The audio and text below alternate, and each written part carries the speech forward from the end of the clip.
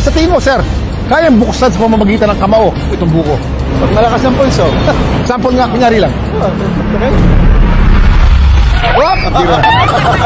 Hindi ko na tinali kasi para makita raw kung kaya ba ni Boyka na basagin. Pagmastang mabuti ang video na to. Walang walang bakal yan. Lakas talaga. Sa isang iglap, ang buko na hawak ng lalaki agad-agad mawawasak sa mga suntok niya.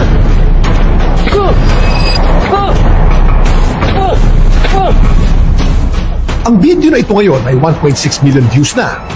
Ang mga nag-comment lampas na rin sa 8,000. Wow! Galing mo, idol! Thank you.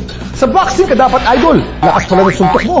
May ibang comment din gusto, iba naman. Eto, yung durian sana. Basagi mo ng ganyan, idol. Masakit yun.